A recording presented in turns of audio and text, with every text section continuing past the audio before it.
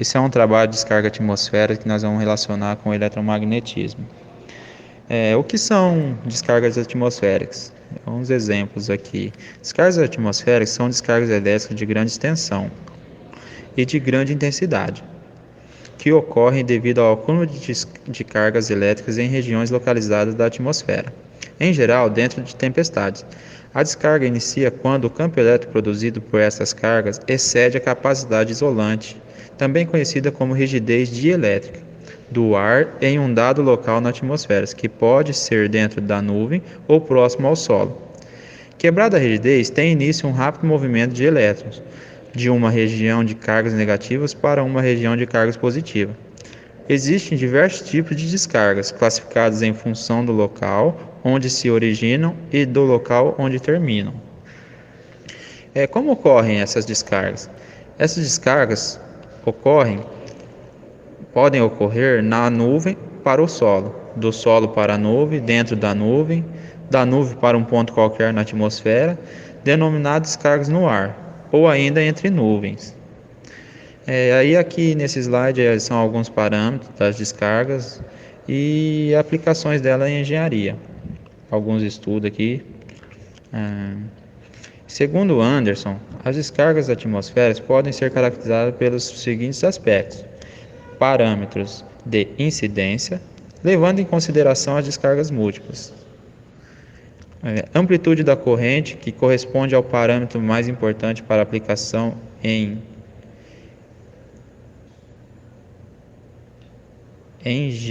engenharia. Forma do impulso da corrente de descarga, com ênfase na taxa de subida.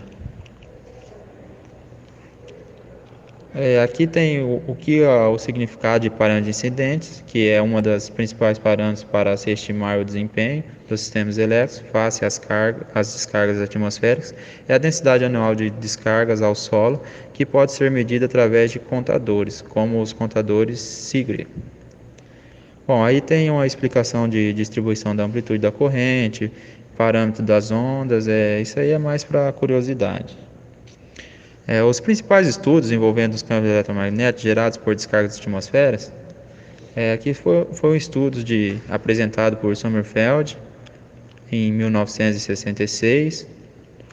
Ele apresentou expressões para cálculo dos campos no domínio da frequência, considerando o solo com condutividade finita. Aí no Banus, no ano de 1966 também, completou o estudo de Sommerfeld, determinando o comportamento do campo eletromagnético produzido por um dipolo infinitesimal de corrente, percorrendo o canal de descarga sob um solo condutor perfeito, através da solução das equações de Maxwell, que foi praticamente o criador aí dessas fórmulas. Mas aí, os campos eletromagnéticos associados à descarga elétrica, à descarga atmosférica. Bom, a primeira fase da descarga, ou seja, a propagação do líder escalonado, se dá com uma velocidade insuficiente para provocar uma taxa de variação do campo, no tempo, capaz de induzir tensões de amplitude significativas. Entretanto, a fase correspondente à descarga de retorno está associada a um campo eletromagnético com taxa de variação, no tempo, suficientemente elevada para induzir tensões de amplitude significativas em linhas de energia próximas ao local da queda do raio.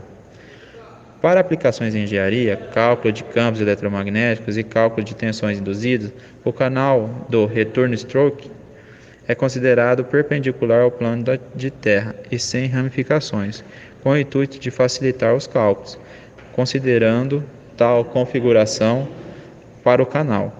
O campo eletromagnético pode ser subdividido em 3 componentes: campo elétrico vertical, campo elétrico horizontal e indução magnética.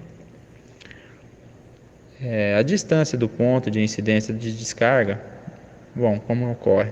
O comportamento dos campos eletromagnéticos em diferente distância entre o ponto de incidência da descarga e o ponto de cálculo diminui em função do aumento da distância r, que seria o raio. Isto é, quanto mais próximo o ponto de observação estiver do local de incidência da descarga, maior será o valor da amplitude do campo irradiado no ponto de observação. Para cada simulação, os componentes dos campos são apresentados separadamente, de modo que possa ser avaliada a influência que cada componente gera no comportamento total do campo irradiado. Aqui tem esse slide fala da velocidade de propagação da corrente. Isso aqui é mais por título de curiosidade. Mas o que concluímos com isso tudo? Bom, independentemente do valor da condutividade do solo, a distância em relação à fonte tem grande influência no campo, notadamente na amplitude. Por outro lado, para distância de poucos quilômetros, a amplitude do campo aumenta sensivelmente com o aumento da resistividade do solo. A velocidade de propagação da corrente exerce grande influência no comportamento do campo, principalmente na amplitude. A permissividade do solo exerce pouca influência no campo elétrico horizontal. Para solos com boa condutividade, o comportamento do campo não se altera com a variação da permissividade. Para solos com alta resistividade, um aumento da permissividade provoca uma ligeira atenuação na amplitude do campo.